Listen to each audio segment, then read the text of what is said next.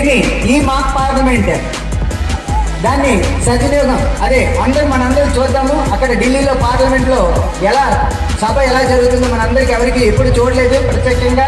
ఈ రోజు చూద్దాం. Welcome to the party members all the parliamentarians, please welcome to the dais. Parliament సభ్యులందరినీ కూడాను దయచేసి మనం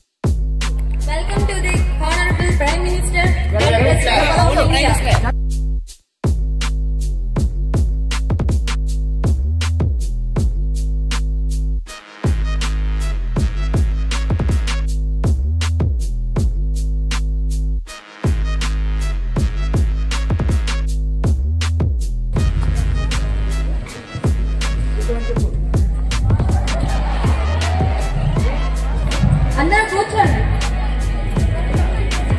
Now, welcome to the Honorable President of India.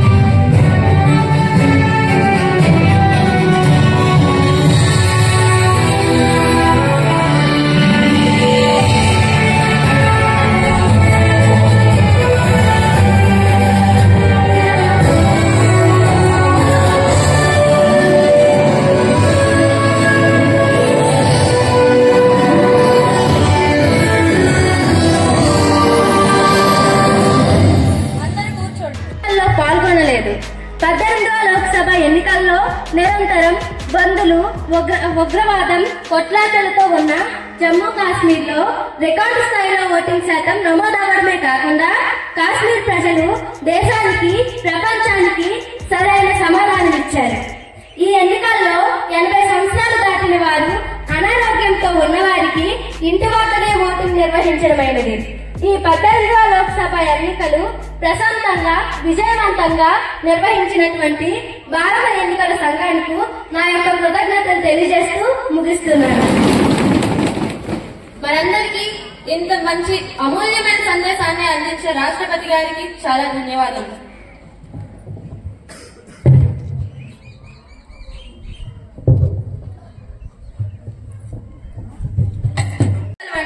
America, Russia, Germany, Britain, France, Canada, South Africa, Australia మరియు వివిధ దేశాల రాజ్యాంగాన్ని పరిశీలించి వాటి నుండి మనకు అవసరమయ్యే విషయాలు మన రాజ్యాంగంలోకి పొందుపరచడం జరిగింది.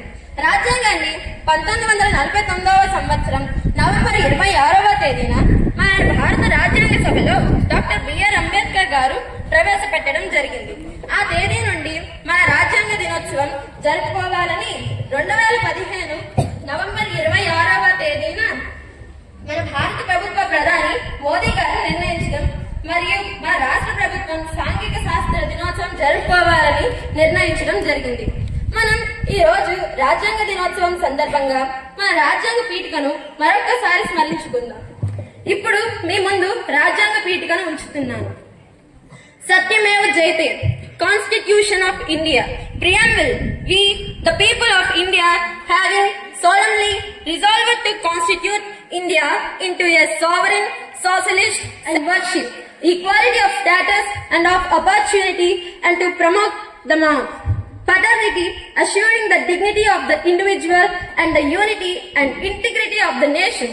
In our Constituent Assembly, this 26th day of November 1949, do hereby adopt, enact and give to ourselves this Constitution. Andarki ధన్యవాదములు.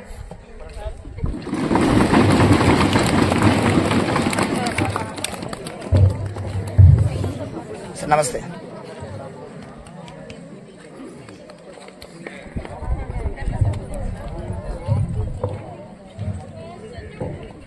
ఇప్పుడు మన గౌరవ ప్రధానమంత్రి గారు ప్రసంగం ఇవ్వాలని కోరుచున్నాం.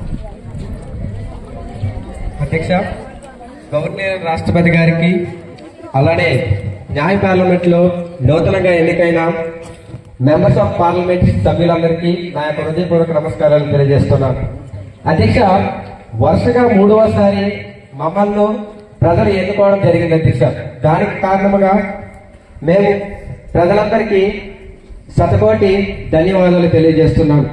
గడిచిన 10 సంవత్సరాల నుండి మా ప్రభుత్వం చేసిన అభివృద్ధిని వారి దృష్టిలో పెట్టుకొని 3వసారి కూడా మా ప్రభుత్వాన్ని గెలిపించినందుకు మేము ఆనందంగా భావిస్తున్నాం. అధ్యక్ష, అలానే మరొకసారి మాపై నమ్మకం వచ్చి మమ్మల్ని ఓటేసి గెలిపించినందుకు ప్రజలందరికీ మరొకసారి ధన్యవాదాలు తెలియజేస్తున్నాను. అధ్యక్ష,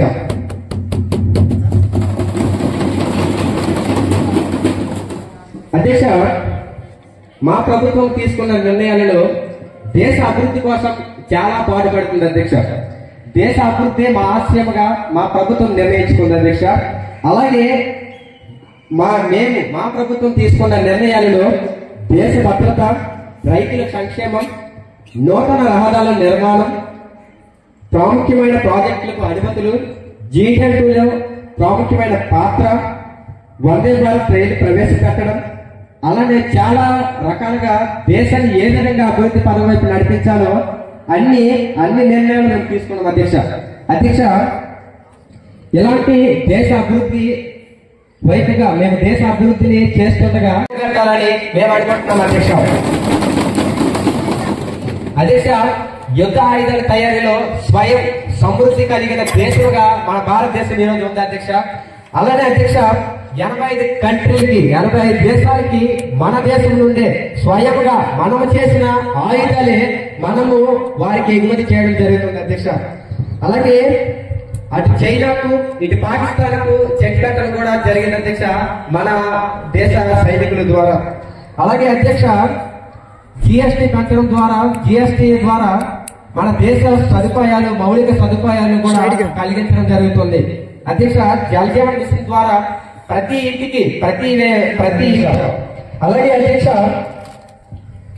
రైతులకు, కార్మికులకు, మత్స్యకారులకు, దేశంలో ఉన్న ప్రతి ఒక్కరికి, యూత్ కూడా అధ్యక్ష మేము మా ప్రభుత్వం నుండి మా పథకాల ద్వారా మేము వారిని బలోపేతం చేస్తూ, వారిని ప్రోత్సహిస్తూ ఉన్నత స్థాయికి తీసుకుని వెళ్తూ, వారికి ఏ స్థితిలో ఉన్నారో వారందరినీ గమనించి వారందరికీ ఒక మంచి ఆలోచన కలిగించి దేశంలో కూడా వారు కూడా దేశానికి ఉపయోగపడే విధంగా మేము చేయాలని, మా ప్రభుత్వం చేయాలని నిర్ణయించుకోవాలి. అధ్యక్ష, అలాగే అధ్యక్ష, చాలా విధాలుగా మా దేశం అభివృద్ధి వైపుగా, మా ప్రభుత్వం దేశాన్ని అభివృద్ధి వైపుగా నడిపిస్తుంది. అధ్యక్ష, ఎన్నో విధాలుగా మా ప్రభుత్వం వచ్చి నుంచి ప్రతిదీ అభివృద్ధి పదం వైపే, ఏదైనా అన్ని రంగాల్లో కూడా మా ప్రభుత్వము చేస్తుంది. అధ్యక్ష, అలాగే అధ్యక్ష, ఆర్థిక వ్యవస్థ చాలా తీవ్రంగా కొట్టుపోయినప్పుడు, ఆర్థిక వ్యవస్థ భారతదేశానికి అసలు ఆర్థిక వ్యవస్థలోని స్థానం లేకపోయినప్పుడు మా ప్రభుత్వం ద్వారా 10వ స్థానంలో ఉన్న ఆర్థిక వ్యవస్థ 5వ స్థానం తెచ్చాము. త్వరలోనే 3వ స్థానాన్ని కూడా తీసుకొని వెళ్తామని ఆనందంతో తెలియజేస్తూ ముగిస్తున్నాను అధ్యక్ష. ప్రధానమంత్రి గారి ప్రసంగానికి చాలా ధన్యవాదములు. ఈ సభను ఉద్దేశించి ప్రతిపక్ష నాయకులు తమ సందేశాన్ని అందించాలని కోరుతున్నాను.